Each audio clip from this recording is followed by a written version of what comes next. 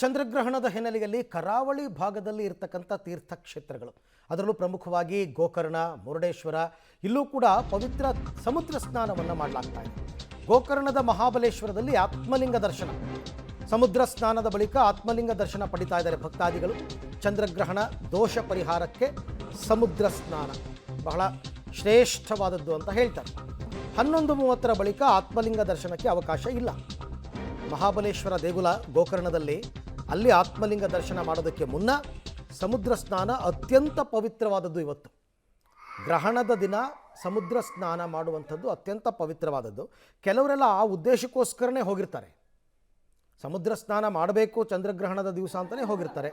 ಅದರ ಪ್ರಕಾರ ನೀವು ನೋಡ್ತಾ ಇದ್ದೀರಾ ಆತ್ಮಲಿಂಗ ಪೂಜೆ ನಡೀತಾ ಇರತಕ್ಕಂಥದ್ದು. ಅನೇಕ ಸಾಧು ಸಂತರೆಲ್ಲ ಬರ್ತಾರೆ. ಈ ಬಗ್ಗೆ ಗೋಕರ್ಣದಿಂದ ನನ್ನ ಕೊಲೀಗ ನವೀನ್ ಸಾಗರ್ ನನ್ನ ಜೊತೆ ನೇರ ಸಂಪರ್ಕಕ್ಕೆ ಸಿಗ್ತಾ ಇದ್ದಾರೆ. ನವೀನ್, ಈಗ ಸಮುದ್ರ ಸ್ನಾನ ಗ್ರಹಣದ ದಿವಸ ಅತ್ಯಂತ ಶ್ರೇಷ್ಠವಾದದ್ದು ಅಂತ ಹೇಳ್ತಾರೆ, ಅದಕ್ಕೆ ಅಂತಲೇ ಭಕ್ತಾದಿಗಳು ಬಂದಿದ್ದಾರಾ? ಹೇಗೆ ನಡೀತಾ ಇದೆ ಇವಾಗ ಆತ್ಮಲಿಂಗದ ದರ್ಶನ ಅಂತ? ಖಂಡಿತವಾಗಿ ಆ ಚಂದ್ರ ಮನುಷ್ಯನ ಒಂದು ವ್ಯಕ್ತಿತ್ವದ ಮೇಲೆ ಪರಿಣಾಮವನ್ನು ಬೀರ್ತಾನೆ ಅನ್ನೋಂಥದ್ದು ಆಧ್ಯಾತ್ಮಿಕ ಇದರಲ್ಲಿ ಹೇಳುವಂಥದ್ದು. ಅದರಲ್ಲಿಯೂ ಈಶ್ವರ ಇದನ್ನು ಎಲ್ಲವನ್ನೂ ನೀಗಿಸ್ತಾನೆ ಅನ್ನೋಂಥದ್ದು. ಹಾಗಾಗಿ ಆತ್ಮಲಿಂಗ ದರ್ಶನವನ್ನು ಮಾಡಿದರೆ, ಯಾಕೆಂತಂದರೆ ಈ ಆತ್ಮಲಿಂಗ ದರ್ಶನ ಏನು ಇಲ್ಲಿ ಪ್ರತಿಷ್ಠಾಪನೆ ಇದೆ ಅದು ದೈವದಿಂದನೇ ಒಂದು ಇಲ್ಲಿ ಪ್ರತಿಷ್ಠಾಪನೆ ಆಗಿರುವಂಥ ಒಂದು ನಂಬಿಕೆ ಇರುವಂಥದ್ದು. ಇವತ್ತು ನೀವು ನೋಡ್ಬೋದು ಗೋಕರ್ಣ ಮಹಾಬಲೇಶ್ವರ ದೇವಸ್ಥಾನದಲ್ಲಿ ಭಕ್ತಸಾಗರ ಇವತ್ತು ಬಂದಿರುವಂಥದ್ದು. ಇನ್ನೇನು ಕೆಲವೇ ಕ್ಷಣಗಳಲ್ಲಿ ಈಗ ದೇವಸ್ಥಾನದ ಗರ್ಭಗುಡಿಯ ಬಾಗಿಲನ್ನು ಹಾಕಲಾಗ್ತದೆ. ಆದರೆ ಈಗಲೂ ಕೂಡ ಜನರು ಈಗ ಬಂದು ದೇವರ ದರ್ಶನ ಮಾಡ್ತಾ ಇದ್ದಾರೆ. ಇಲ್ಲಿ ಮುಖ್ಯವಾಗಿ ಏನು ಚಂದ್ರಗ್ರಹಣದ ಸಂಬಂಧಪಟ್ಟ ಹಾಗೆ ಸಾಕಷ್ಟು ಅಂದರೆ ತಮ್ಮ ರಾಶಿಗಳಿಗೆ ಗ್ರಹಣ ಹಿಡಿದಾಗ ತೊಂದರೆಗಳನ್ನು ಅನುಭವಿಸುವಂಥದ್ದು ಇರ್ತದೆ. ಹಾಗಾಗಿ ಅದನ್ನು ನಿವಾರಣೆ ಆಗಬೇಕು ಅನ್ನುವಂತಹ ಕ್ಷೀರಾಭಿಷೇಕ ಇರ್ಬೋದು, ನವಧಾನ್ಯಗಳ ಅಭಿಷೇಕವನ್ನು ಮಾಡುವಂತಹ ಕಾರ್ಯಗಳು ಈ ಕ್ಷೇತ್ರದಲ್ಲಿ ಆಗುವಂಥದ್ದು. ಇಲ್ಲಿ ಬಂದಂಥ ಭಕ್ತರ ಅದನ್ನು ನೆರವೇರಣೆ ಮಾಡುವಂಥದ್ದು ನೀವು ನೋಡ್ಬೋದು. ಸಾಕಷ್ಟು ಜನ ಈಗಾಗಲೇ ಭಕ್ತರು ಬಂದಿದ್ದಾರೆ. ವಿಶೇಷವಾಗಿ ಇವತ್ತು ಗೋಕರ್ಣ ಮಹಾಬಲೇಶ್ವರ ದೇವಸ್ಥಾನದಲ್ಲಿ ಗ್ರಹಣ ಸಂದರ್ಭದಲ್ಲಿಯೂ ಕೂಡ ಆತ್ಮಲಿಂಗವನ್ನು ಸ್ಪರ್ಶಿಸಿ ಪೂಜೆ ಮಾಡಲಿಕ್ಕೆ ಅವಕಾಶ ಇರುವಂಥದ್ದು.